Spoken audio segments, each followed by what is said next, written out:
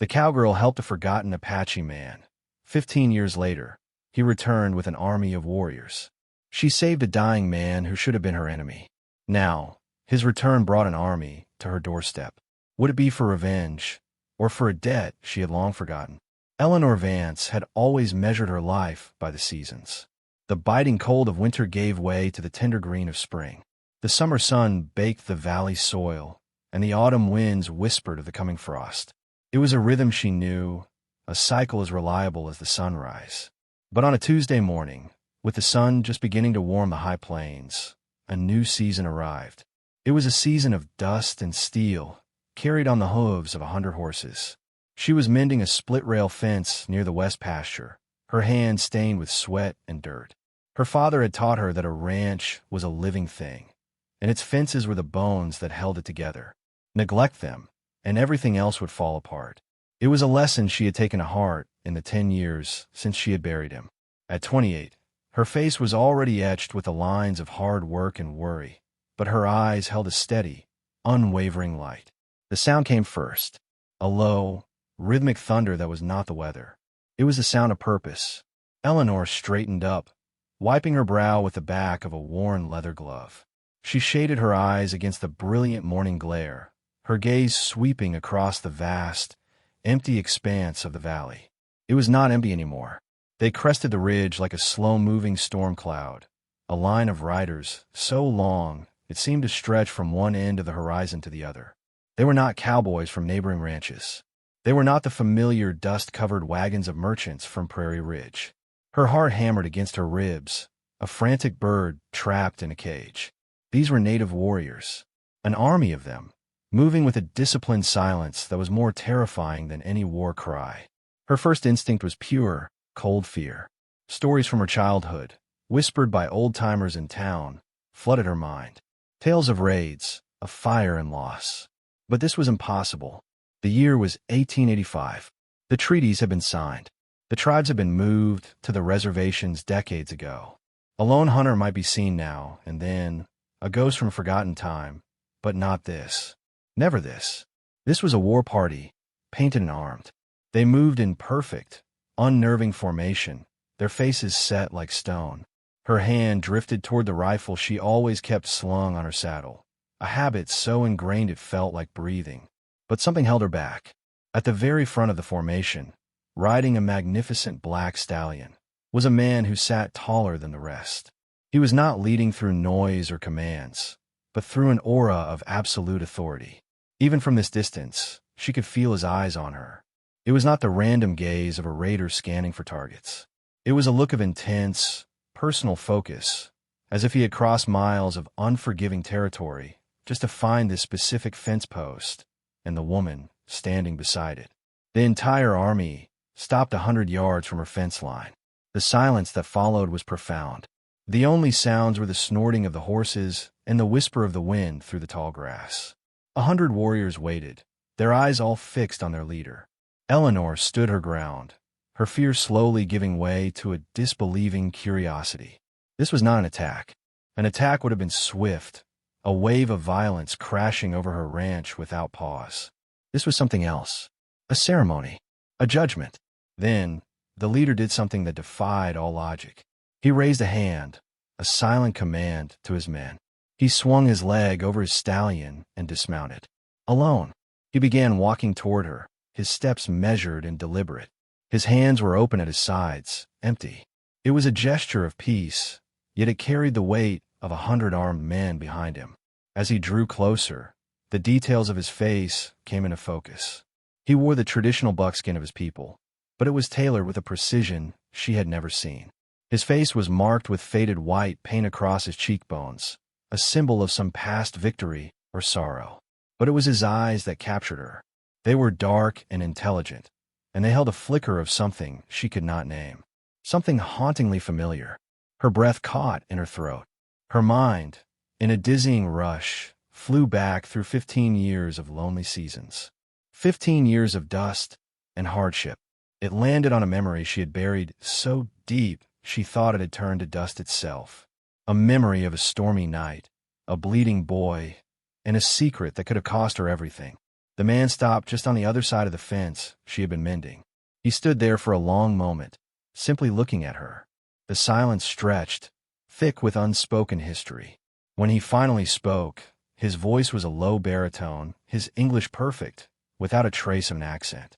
It carried a single word that shattered the quiet world she had built for herself. Eleanor. It was not a question. It was a statement of arrival. He said her name as if he had been practicing it for years, waiting for this very moment to let it go. And in that instant, Eleanor Vance knew. The seasons had changed for good. The debt she thought had been washed away by time had just come due to be collected. Her mind reeled, trying to connect the powerful leader before her with the broken boy from her past. 15 years. It was a lifetime on the frontier. A lifetime that had transformed them both. The boy she remembered was barely a man, his face thin with hunger and pain. This man was a leader, his shoulders broad, his presence commanding. But the eyes were the same, and so was the scar. A thin, silver line ran from just above his right eyebrow down to his cheekbone. It was a scar she knew intimately. A scar she had cleaned and stitched herself by the flickering light of a kerosene lamp, her hands trembling as she prayed for his fever to break. Cale. The name came out as a whisper, a ghost of a word she had not spoken aloud in 15 years. A slow smile touched his lips, a smile that did not quite reach his eyes. You remember. It was not a question, but a confirmation. I was not sure you would. How could I forget? She said, her voice growing stronger. The last I heard, your people were moved north to the Dakota Territory. The government said many things, Cale replied, his voice flat and devoid of emotion. Most were not true. He gestured with his chin toward the silent army behind him. These are not just my people. They are men from 7 tribes. Men who have lost their lands, their families. We are united by a single purpose. Eleanor's gaze swept over the warriors again. Now she saw the differences she had missed before. The varied styles of beadwork on their clothes, the different feathers in their hair, the unique markings on their shields. Some were Apache, some Comanche, others she could not identify. It was a confederation of the dispossessed, a gathering of ghosts who were supposed to have vanished. What purpose? She asked, her throat dry. She was not sure she wanted to hear the answer. Justice, Cale said simply. He reached into a leather pouch at his belt. Eleanor flinched, but he did not pull out a weapon. He withdrew a folded piece of paper. It was a legal notice, crisp and official. 3 days ago, a man named Silas Blackwood filed a formal claim against this ranch. The name hit Eleanor like a physical blow. Silas Blackwood, a name that had haunted her family for generations. A man whose greed was as vast and empty as the plains themselves. He claims your father left an unpaid debt of $900. Cale continued, his eyes watching her reaction. A loan for seed and livestock from 16 years ago. That's a lie, Eleanor said, her voice shaking with anger. My father never borrowed a penny from Blackwood. He hated him. He said Blackwood's heart was as rotten as a week-old carcass. I know it is a lie, Cale said calmly. I have spent the last 3 years investigating Silas Blackwood. This is the 10th ranch he has stolen using this exact method. Forged debt papers, a corrupt judge, and a town too scared to question him. The other 9 families, they were not as fortunate as you are about to be. The ground seemed to shift beneath Eleanor's feet. This was not a raid. This was not a social call. This was something far more complex, a strange and dangerous intersection of 2 worlds she thought were forever separate. What happened to the other families? Cale's eyes hardened, and for a moment, she saw a flicker of the cold fury that must have forged 7 tribes into one army. They lost everything. Blackwood drove them from their land. Some tried to fight him in court and were ruined by legal fees. Others were driven out by hired thugs.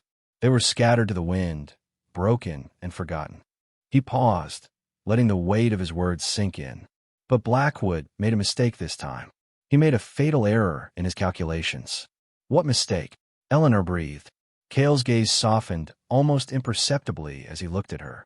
He chose to steal from the one person on this earth who showed me mercy when I was left for dead. He folded the legal notice and tucked it back into his pouch. And that, he said, his voice dropping to a near whisper, is a debt I have come to repay. Eleanor stared at the man before her, a maelstrom of emotions swirling inside her. The fear was still there, a cold knot in her stomach, but it was now mingled with a profound and disorienting sense of wonder. The boy she had saved was gone. In his place stood a man who wielded power she could barely comprehend. A man who spoke of legal investigations and corrupt judges with the same ease he commanded 100 warriors. How? She finally managed to ask. How do you know all of this? The boy I knew. You could barely speak English. A dying boy learns quickly, Cale said. After I left here, my path was not an easy one. I was sent to the Carlisle Indian School in Pennsylvania. They meant to strip me of my heritage, to make me forget I was Apache. They wanted to teach me how to be a good farmer, a good Christian, a quiet servant in a white man's world. He looked out over the valley, toward the ranch house her father had built with his own hands. They did not succeed in making me forget who I am, but they did teach me. I read every book they had. I learned your language, your history, your laws. I learned how men like Silas Blackwood used paper and ink as weapons, how they used the law as a shield for their crimes. While they thought they were taming a savage, I was studying my enemy. His story was almost too incredible to believe. The government-run Indian schools were notorious for their harshness, for breaking the spirit of the children sent there. Yet Cale had not been broken. He had been sharpened. And these men? She asked, nodding toward the silent army. They did not follow me because of my bloodline, Cale explained. They follow me because I offer them something the reservations and the government agents cannot. A purpose. I sought out the families who were cheated by Blackwood and men like him. I found warriors who had been cast aside, their skills no longer valued in a world of fences and treaties. I taught them what I had learned, how to track a man through bank records, how to fight with legal petitions, how to gather evidence as skillfully as they once hunted buffalo. I gave them a new way to be warriors. Eleanor felt her world tilting on its axis. She had spent the last 15 years fighting a lonely battle to keep her ranch afloat, to honor her father's memory. She had seen herself as a survivor, tough and independent. But her struggles seemed small, almost insignificant, compared to the journey Cale had walked. Blackwood is not a man to be trifled with, she said, a note of warning in her voice. He has the town sheriff in his pocket. Judge Miller is his cousin. He owns the bank. He's a spider with a web that covers this entire county. I am aware, Cale said, which is why we will not fight him in Judge Miller's courtroom. We will fight him here, on your land. He outlined his plan, his voice calm and strategic. Tomorrow morning, Blackwood plans to arrive with the sheriff and a court order to evict you. They expect to find a lone woman, easily intimidated. They expect you to protest, perhaps to weep, and then to leave quietly. Eleanor's stomach clenched. Tomorrow. It was so soon. She had no time to prepare, no way to fight back. It was exactly how Blackwood operated, with speed and overwhelming force. But you will not be alone, Cale continued, a glint of steel in his eye. We have something Blackwood does not know exists. He gave a sharp, clear whistle. One of the warriors dismounted and walked forward, carrying a heavy leather satchel. He handed it to Cale and retreated without a word. Cale unbuckled the satchel and laid it on the top rail of the fence between them. He pulled out a thick sheaf of papers. This is our weapon, he said.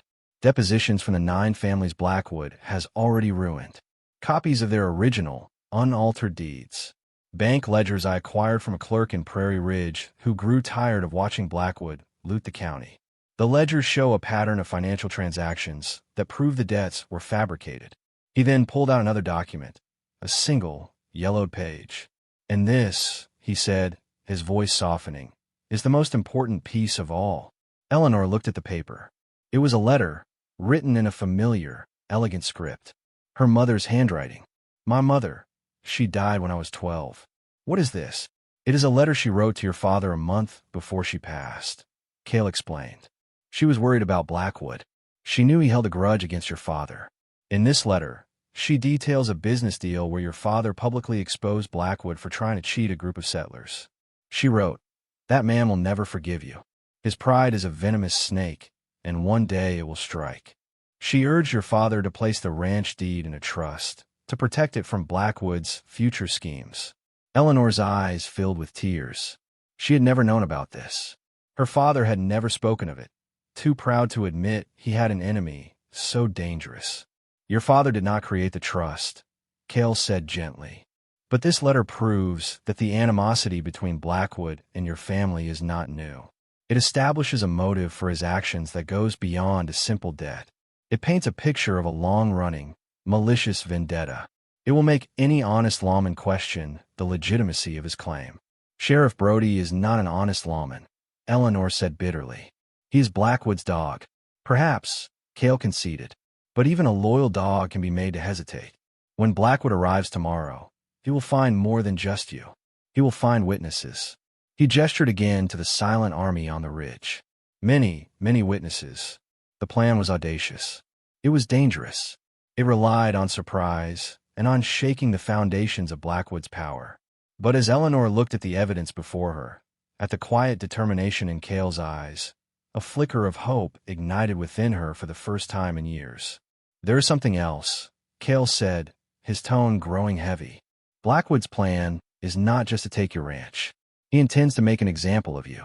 The clerk who gave me the bank ledgers, he overheard Blackwood talking to Judge Miller. After they evict you, they plan to burn the ranch house to the ground. The words struck her with the force of a physical blow. The house her father had built, the only home she had ever known. He wants to erase you, Cale said, his voice a low growl. He wants to send a message to the entire county that anyone who defies him will be wiped from the map. He never intended for you to simply leave, Eleanor. He intends to destroy you completely. A cold, hard fury replaced the hope in Eleanor's heart. This was no longer about a piece of land. It was about her father's legacy, her mother's memory, her very existence. She looked up from the evidence, her tear-filled eyes meeting Cale's steady gaze. She looked past him, to the 100 warriors waiting patiently on the ridge. They were not just an army. They were a promise. A promise made 15 years ago in the dark of a stormy night. "What do you need me to do?" she asked, her voice clear and strong, without a trace of a tremor. The cowgirl who had spent her life fighting lonely battles was finally ready to accept reinforcements. Cale's plan was simple in its execution, but profound in its implications. It was a piece of theater designed to unfold in front of Sheriff Brody, to force him to choose between his duty to the law and his loyalty to Silas Blackwood. It required Eleanor to play a role, to feign the helplessness that Blackwood expected of her. "When they arrive, you will meet them on the porch," Cale instructed, his voice low and urgent as the sun climbed higher in the sky. "Be distraught. Be frightened. Argue with them, but do not defy them completely. Let them believe they are in control. Let Blackwood savor his victory. And you?" she asked, looking toward the hills where his warriors had begun to melt back into the landscape, becoming one with the rocks and shadows. "I will be close," he assured her, "and when the moment is right, we will present our own evidence. We will not present it to Blackwood or the judge. We will present it to the truth." As the morning wore on, Eleanor felt a strange calm settle over her. For years, the ranch had felt like a fortress she had to defend alone. Now, knowing Cale and his men were watching from the hills, it felt like something different. It felt like the stage for a final, decisive act. She went about her morning chores, her movements automatic. She fed the chickens, milked the cow, and brewed a pot of coffee, the familiar actions grounding her in the reality of the day. Just before 10 o'clock, she heard them coming. 3 riders, kicking up a plume of dust that was visible for miles. Silas Blackwood rode in the center, a large, imposing man in a black suit that seemed to absorb the sunlight. He sat his expensive horse with an air of arrogant ownership, his eyes already scanning the property, as if it were his. To his right was Sheriff Brody, a man whose face was a permanent mask of weary compromise. To his left was a younger man, his face pinched and nervous.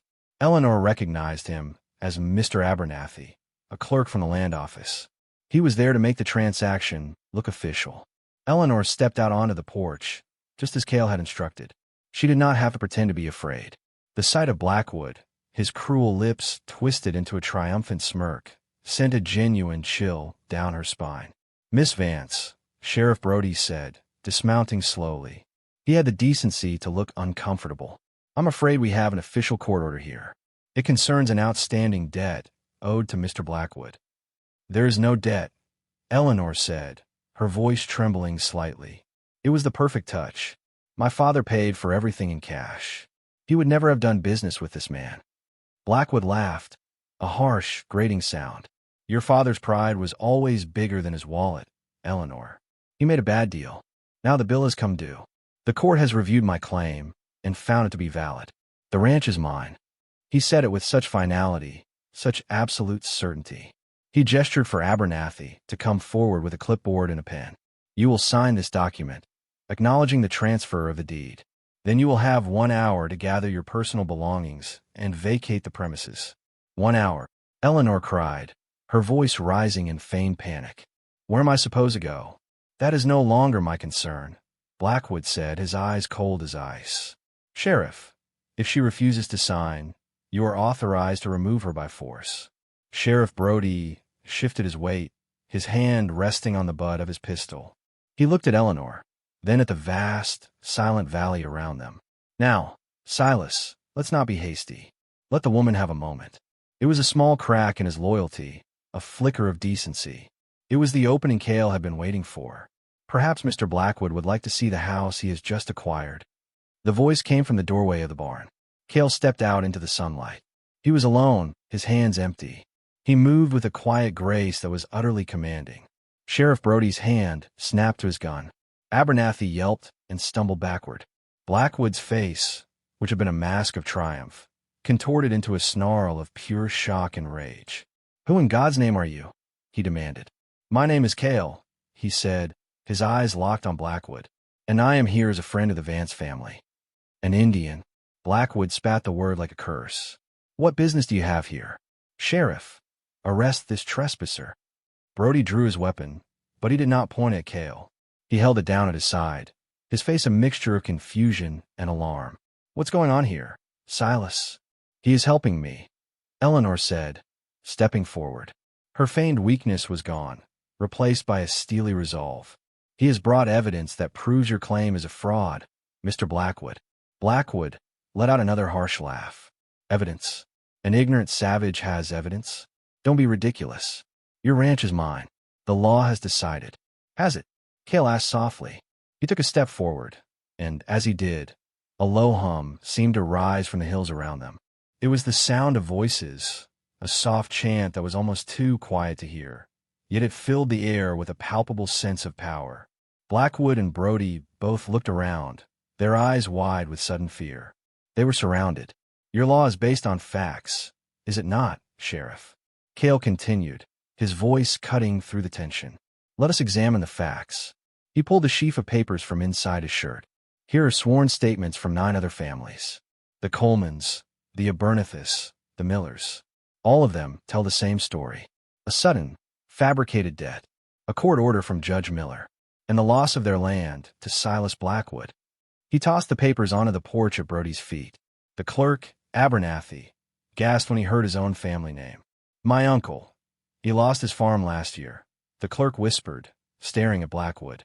He said the debt was a lie. Be silent, you fool. Blackwood roared. These are just the ramblings of failed farmers looking for someone to blame. Then perhaps you can explain this, Cale said, producing the second document. The bank ledgers.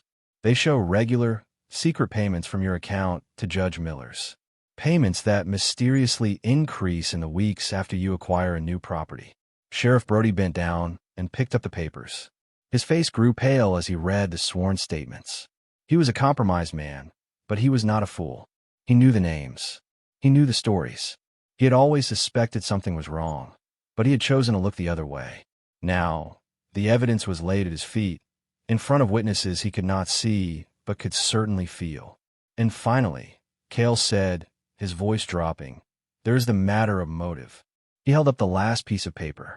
Eleanor's mother's letter.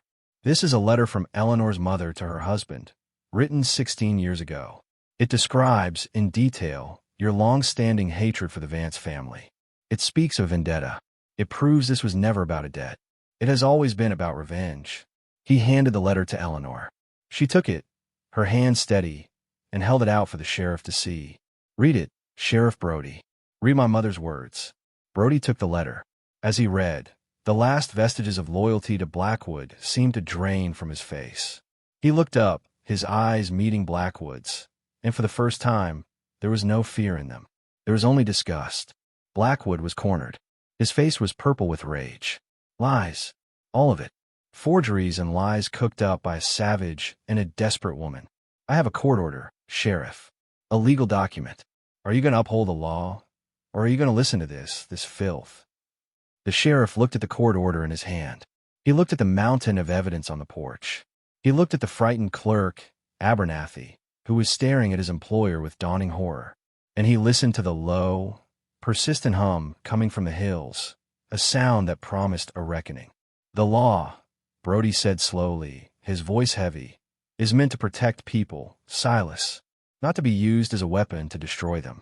He took the court order and, in one deliberate motion, tore it in half. The sound of the tearing paper was like a gunshot in the tense silence. For a moment, Blackwood was too stunned to speak. Then, his face twisted into a mask of pure fury. He lunged, not at Brody, but at Eleanor. He was a big man, and he moved with surprising speed. "If I can't have this ranch," he screamed, his eyes wild, "no one will." He grabbed for the kerosene lamp that sat on a small table on the porch. His intent was clear. He would fulfill his promise to burn it all down. He never made it. From the roof of the barn, an arrow hissed through the air. It did not strike Blackwood's body. It struck the wooden post just an inch from his head, the shaft vibrating with the force of the impact. Blackwood froze, his hand outstretched, his eyes wide with terror. He and everyone else looked up at the barn. A single warrior stood there, his bow still raised. And then, on the crest of every hill surrounding the valley, figures began to rise. One by one, then in dozens, then 100. The warriors of 7 tribes appeared, standing silent and tall against the blue sky. They held bows, rifles, and lances. They did not shout. They did not move. They simply stood, a silent, unmovable wall of judgment. Blackwood stumbled backward, away from the lamp, away from Eleanor. He looked at Brody, his face pleading. "Sheriff." Sheriff Brody slowly, deliberately, pulled a pair of handcuffs from his belt. "Silas Blackwood," he said, his voice ringing with newfound authority. "You are under arrest for fraud, conspiracy, and attempted arson." Blackwood stared at the handcuffs as if they were venomous snakes. The reality of his situation finally crashed down on him. He had been so certain of his power, so sure of his victory. He had never imagined that the ghosts of the people he had wronged would rise up against him, led by a man he would have dismissed as less than human. His empire of paper and fear had been dismantled in a matter of minutes.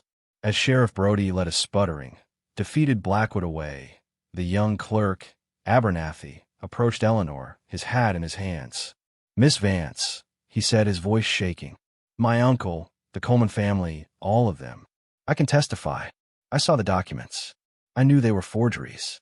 I was too afraid to speak up." "You can speak up now," Eleanor said, her voice firm but not unkind. "It's not too late to do the right thing."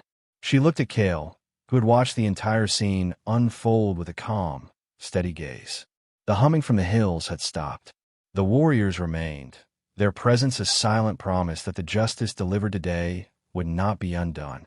"You said you came to repay a debt," Eleanor said, her voice thick with emotion. Cale walked toward her, stopping at the bottom of the porch steps. He looked at her, and for the first time, the guarded, watchful leader receded, and she saw a glimpse of the boy she had known. "The debt was for my life," he said softly. "Saving your home is only the beginning of the payment." Eleanor looked out at her land, at the house her father built, at the valley that was her home. It had been threatened, but it had been saved. She had not been saved by a legal document or a lawman's conscience alone. She had been saved by an act of compassion she had performed 15 years ago, an act that had rippled through time and returned to her in the form of 100 warriors and a man who had never forgotten. The seasons were changing again, and for the first time in a very long time, Eleanor Vance was not afraid of what the next one would bring. The dust settled, both literally and figuratively. Sheriff Brody, with Abernathy trailing behind like a nervous shadow, disappeared over the ridge, taking the blustering, defeated Silas Blackwood with them.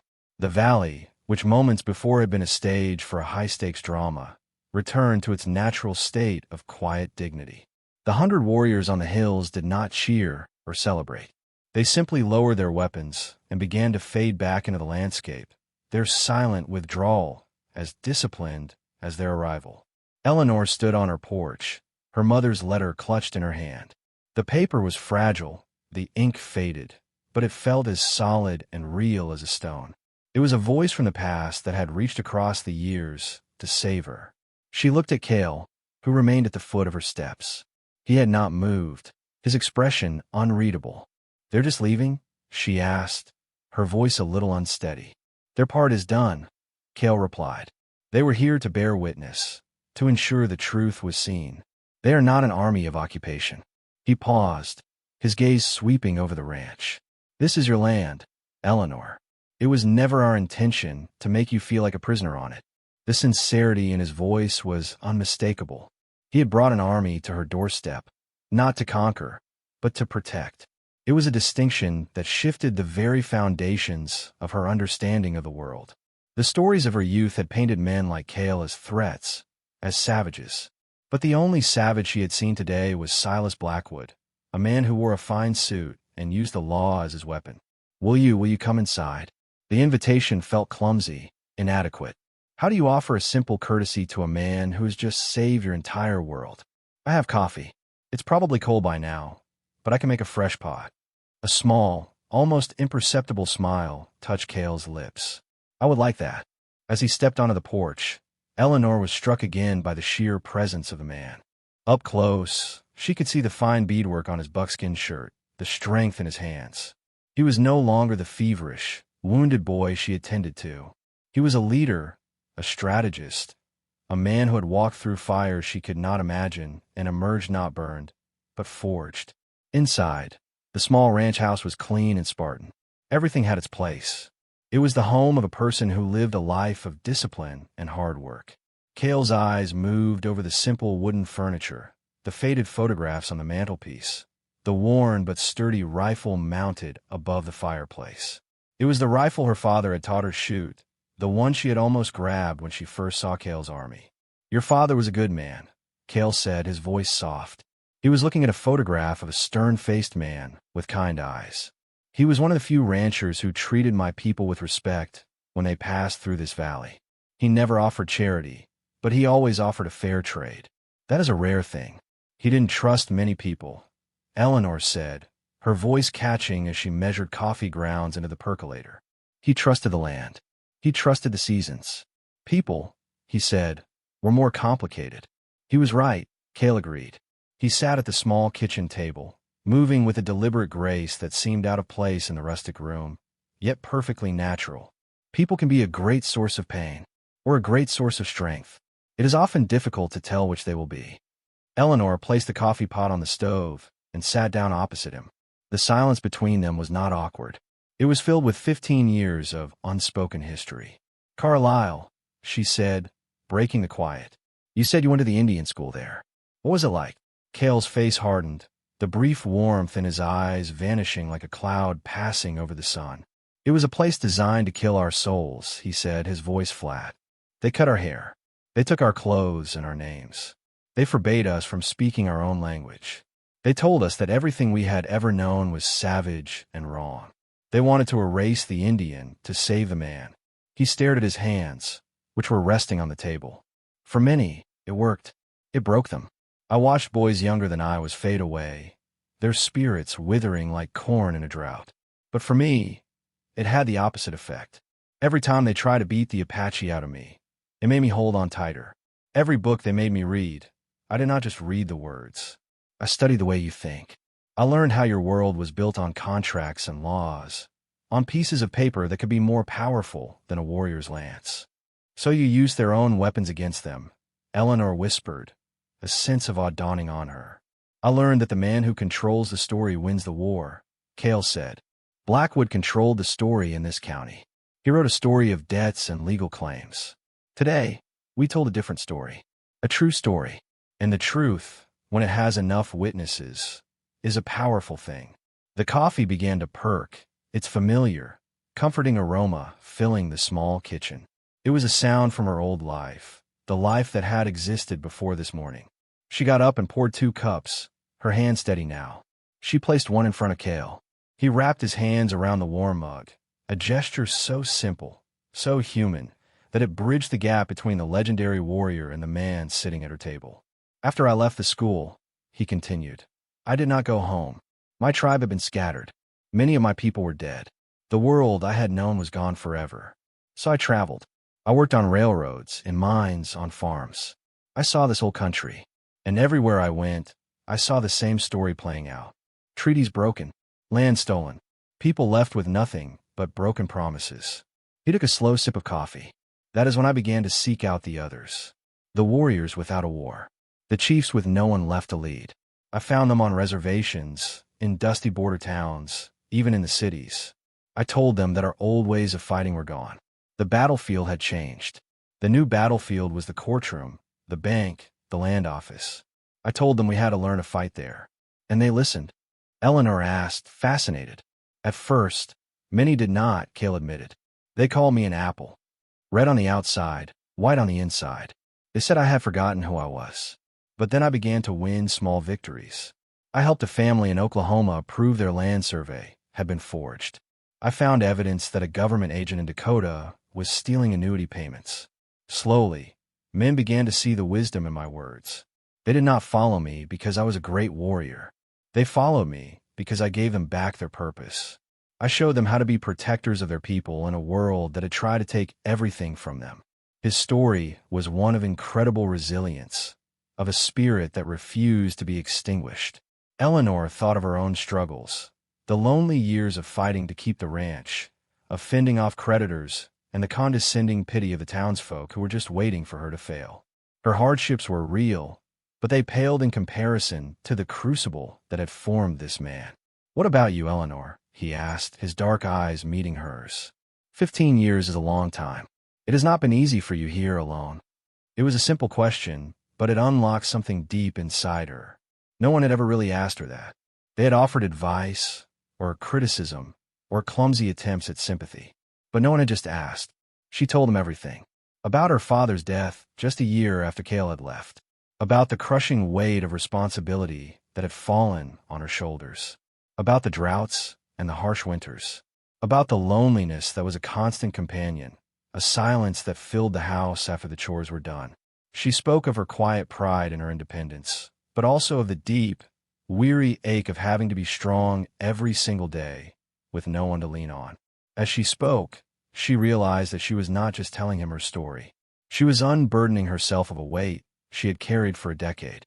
And he listened. He did not interrupt. He did not offer solutions. He simply listened, his gaze steady and patient, and in his eyes, she saw not pity, but a profound understanding. He knew what it was to be alone, to fight a battle that no one else could see. When she finished, the sun was high in the sky. The coffee pot was empty. A sense of peace had settled over the small kitchen. You are stronger than you know, Cale said quietly. Your father would be proud. Tears welled in Eleanor's eyes. It was the one thing she had longed to hear, the one validation she had worked so hard to earn, and it had come from the most unexpected person in the world. Their conversation was interrupted by the sound of an approaching wagon. Eleanor looked out the window, and her heart sank. It was Mr. Henderson, the owner of the general store in Prairie Ridge, and his wife. They were good people, but they were also the town's primary source of news and gossip. Their arrival meant that the story of what had happened at the Vance Ranch was about to spread like wildfire. You should go, Eleanor said, turning to Cale. If they see you here. It is too late for that, Cale said calmly. The story has already begun, Eleanor. We cannot control how people will tell it. We can only control what we do next. He was right. Hiding would only fuel the rumors. He stood up as Eleanor opened the door. The Hendersons were already climbing down from their wagon, their faces a mixture of concern and barely concealed curiosity. Eleanor, my dear. Mrs. Henderson bustled forward. We heard the most astonishing rumor, that Silas Blackwood had come to foreclose, and then, well, the stories are so wild. We had to come and see for ourselves if you were all right. Her eyes fell on Cale, who now stood in the doorway behind Eleanor. Mrs. Henderson's jaw dropped. Mr. Henderson, a practical, no-nonsense man, simply stared, his hand frozen on the wagon's brake handle. I'm fine, Martha, Eleanor said, her voice clear and steady. She made a decision in that moment. She would not hide. She would not be ashamed. Mr. Blackwood's claim was proven to be fraudulent. This is Cale. He is a friend, and he brought the evidence that proved Blackwood's lies. She had expected fear or suspicion. Instead, after a long, stunned silence, Mr. Henderson let out a low whistle. "Well, I'll be," he said, looking from Cale to the still, watchful hills. "So the stories are true. I've been doing business with Silas Blackwood for 20 years. I always felt like I needed to wash my hands afterward. I never thought I'd see the day someone would finally stand up to him." He looked at Cale, not with fear, but with a grudging respect. "You have done this town a service, sir. There are other families, the ones who lost everything. Perhaps now they'll have a chance at justice." It was a small thing, a single store owner's words. But it was a start. It was a sign that Cale's strategy had worked. He had not just saved a ranch. He had cracked the foundation of fear upon which Blackwood had built his power. The Hendersons didn't stay long.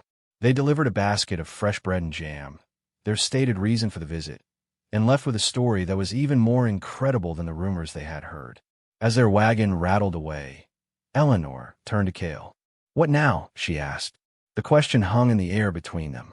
The immediate crisis was over, but the future felt vast and uncertain. Blackwood was arrested, but he was a wealthy, influential man. He would not remain in chains for long. And what of Cale and his warriors? Their purpose here was fulfilled. "Now," Cale said, his gaze fixed on the horizon, "the real battle begins." Taking Blackwood down was the first step. Dismantling his network will be much harder. Judge Miller, the men on his payroll, the fear he has sown in this county, these things do not disappear overnight. He turned to face her, his expression serious. "My work here is not finished, but I cannot stay at your ranch. My presence here will bring you more trouble. People will talk. They will be afraid. There are those who will see my men in the hills and call for the army to come and handle the Indian problem." He was right. The sight of 100 warriors, no matter how peaceful their intent, would inevitably cause panic. The delicate balance they had achieved today was fragile. "Where will you go?" she asked, a sudden, sharp pang of loss surprising her. She had just found this unexpected ally, this connection to her past, and now he was leaving. "We will make a camp in the high canyons, to the north," he said. "It is remote land, belonging to no one. We will be out of sight, but we will be close. We will be watching. The families who were cheated by Blackwood need to be organized. Their testimony needs to be gathered formally. Abernathy, the clerk, must be protected. He is a key witness. And Sheriff Brody, he will need support. He made a brave choice today, but he will be under immense pressure to recant." He was thinking 10 steps ahead, his mind a whirlwind of strategy and planning. He was a general preparing for a long campaign. "This is no longer just your fight, Eleanor," he said, his voice softening. "It is a fight for this entire valley. But I need your help. You are respected here. You know the people. They will listen to you in a way they will never listen to me." He was asking her to be his partner in this. Not just a damsel he had rescued, but an active participant in the war to come. It was a daunting prospect. It meant stepping out of the quiet isolation of her ranch and into the center of a conflict that was sure to be messy and dangerous. But as she looked at him, at the quiet strength in his eyes, she knew there was only one answer she could give. Her lonely life had been upended, and in its place was a purpose larger than she had ever imagined. "Tell me what I need to do," she said. The Cowgirl was ready for a new season. The days that followed were unlike any Eleanor had ever experienced. Her life, once dictated by the rising and setting of the sun and the needs of her livestock, was now a whirlwind of clandestine meetings, whispered conversations, and strategic planning. The ranch became the quiet heart of a growing resistance, a place where the seeds of a rebellion against Blackwood's tyranny were carefully sown. Cale kept his word. He and his men were ghosts in the high canyons. They were never seen, but their presence was a constant, reassuring weight on the landscape. Twice a day, at dawn and dusk, a lone rider would appear on the northern ridge, pause for a moment in silent acknowledgement, and then vanish. It was their signal that all was well. Eleanor's first task was to visit the families Cale had identified, the ones who had lost everything to Blackwood. It was a journey into the heart of the county's hidden pain.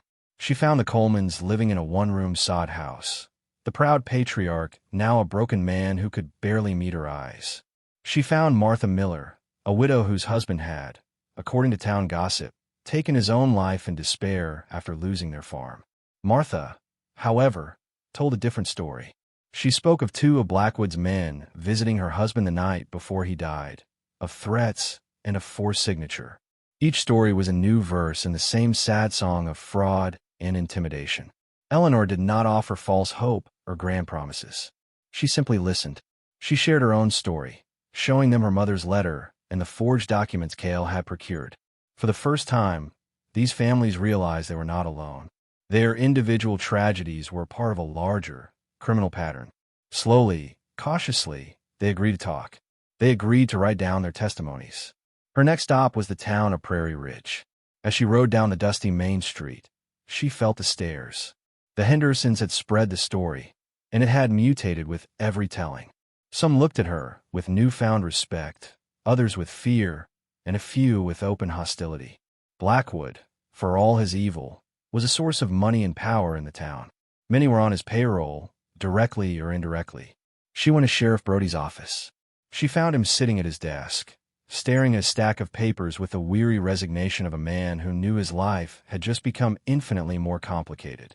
"Miss Vance," he said, not sounding surprised to see her. "I'm getting a lot of pressure. A telegraph came this morning from the state capitol. Judge Miller has friends in high places. They're calling your Indian friend a hostile, claiming he's leading an uprising." "And what do you call him?" Eleanor asked, her voice steady. Brody leaned back in his chair, the leather creaking in protest. "I call him the man who did the job I should have been doing for the last 10 years, he said with a sigh. "I'm not going to lie to you. I'm scared. Miller can have my badge in a heartbeat. Blackwood's lawyers are already filing motions, claiming he was arrested under duress, coerced by a savage mob. They're trying to paint you as a hysterical woman who conspired with Indians to steal property." "It's a lie," Eleanor said, her hands clenching into fists. "Of course it's a lie," Brody snapped, his frustration boiling over. "But the law is a complicated machine.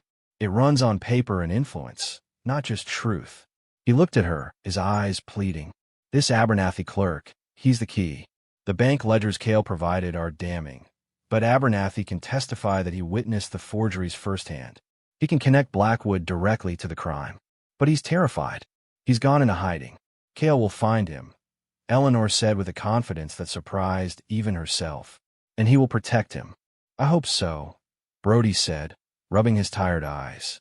"Because without him, all we have is a pile of circumstantial evidence and the word of 100 Indians that the state government wants to see driven back to the reservation or into the ground." That night, Eleanor met Cale at the edge of her property, under the silver light of a half-moon. The air was cool, carrying the scent of pine from the high country. She told him about Brody's fears, about the political pressure from the capital, about the missing clerk. He listened, his face an unreadable mask of calm. "Fear is to be expected," he said when she had finished. "It is Blackwood's oldest and most trusted weapon. He is using it now to shatter the alliances we have built. Can you find Abernathy?" "I already have," Cale said simply. "He fled to his cousin's farm, 20 miles east of here. 2 of my men are watching the farm from the woods. They will not be seen, but Abernathy will not be harmed." The efficiency and foresight of his operation were staggering. While she had been gathering stories, he had been moving his pieces across the board, anticipating Blackwood's every move. "There is more," Cale said, his voice low. "Judge Miller has sent a request to the nearest army fort for troops. He is citing the Indian Hostilities Act, claiming a renegade Apache is inciting a rebellion and threatening the peace."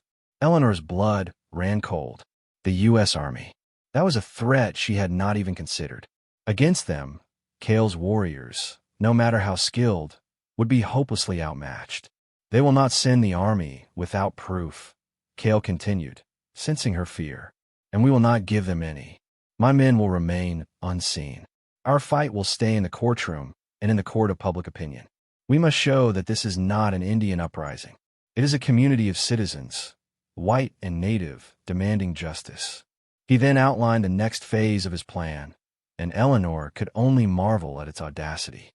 He wanted to hold a town meeting, not a secret gathering, but a public assembly on the steps of the Prairie Ridge Courthouse. We will present the evidence not to a corrupt judge, but to the people of this valley, he explained. We will have the family's Blackwood ruins speak their truths. We will have Mr. Henderson speak about Blackwood's predatory business practices. We will invite the editor of the Prairie Ridge newspaper. We will turn Blackwood's legal attack into a public trial. They'll never allow it, Eleanor protested. Brody doesn't have the authority, and Miller would forbid it. We will not ask for their permission, Cale said, a hard glint in his eye. We will simply announce it. We will post notices in every town in the county. We will create a situation where refusing to attend would be an admission of guilt. It was a brilliant, dangerous gamble. They were taking the fight directly to the enemy, on his home ground. Over the next week, the valley buzzed with tension. Hand-painted notices appeared overnight on storefronts and fence posts. Public assembly concerning the land frauds of Silas Blackwood. Hear the testimony. See the evidence. Courthouse steps. Saturday at noon. Judge Miller was apoplectic. He issued a formal decree forbidding the assembly, calling it a threat to public order. But it was too late. The spark had been lit. People were talking. For years, they had whispered about Blackwood in hushed tones. Now, his name was being spoken aloud, connected to the very crimes everyone had long suspected. On the Saturday of the meeting, the town of Prairie Ridge was transformed. People came from all over the county. They came in wagons, on horseback, and on foot. They were farmers, ranchers, merchants, and blacksmiths. They were the families who had been cheated, their faces grim and determined. And they were curious onlookers, drawn by the promise of a drama that had been building for years. Eleanor stood on the courthouse steps, a small wooden table in front of her laden with the evidence. She had never spoken in public before, and her knees felt weak. But then she looked out of the crowd. She saw the faces of the people she had visited, the hope mingling with the fear in their eyes. She saw Mr. Henderson standing near the front, giving her a firm, supportive nod. And though she could not see him, she knew Cale was watching. She could feel his presence, a steadying force, from some unseen vantage point. Sheriff Brody stood at the bottom of the steps, his arms crossed. He was not there to stop the meeting. He was there to make sure it was not stopped by force. Judge Miller was nowhere to be seen. Eleanor took a deep breath and began to speak. Her voice, at first quiet and hesitant, grew stronger as she laid out the facts. She told the story of Blackwood's long and calculated campaign of theft. She held up her mother's letter. She described the forged bank ledgers. Then, one by one, the other families came forward. The widow, Martha Miller, her voice shaking but clear, told the story of her husband's death. Old man Coleman, his dignity returning as he spoke his truth, described how Blackwood had stolen the land his father had homesteaded. The crowd listened in stunned silence. The scattered whispers of gossip had coalesced into a damning, undeniable chorus of truth. The turning point came when a path cleared through the crowd. Two of Cale's warriors, dressed not in buckskin and paint, but in simple trousers and shirts, walked forward. Between them was the terrified clerk, Mr. Abernathy. They escorted him to the steps and then melted back into the crowd. Abernathy, his hands trembling, took a sworn affidavit from his pocket. He read it aloud, his voice gaining strength with every word. He confessed to his part in the forgeries. He detailed the meetings with Blackwood and Judge Miller. He named names, gave dates, and described the secret bank accounts. He laid the entire conspiracy bare for the whole town to see. When he finished, a profound silence fell over the square. The truth, in all its ugly detail, was finally out. It was no longer a rumor or a suspicion. It was a fact, witnessed by the entire community. Into that silence, a single voice called out from the back of the crowd. "He stole my water rights, too." Another voice shouted, "He forced me to sell my cattle for half their worth." And then another, and another. It was as if a dam of fear had broken. A flood of accusations, years of pent-up anger and resentment, poured forth. From a window in the judge's chambers, a curtain twitched. Judge Miller had been watching the entire time. He had believed his power was absolute. He had believed the people of the valley were too scared, too broken, to ever challenge him. He had been wrong. He saw the faces in the crowd, no longer fearful, but filled with a righteous anger. He saw Sheriff Brody, no longer his pawn, standing as a guardian of the People's Assembly.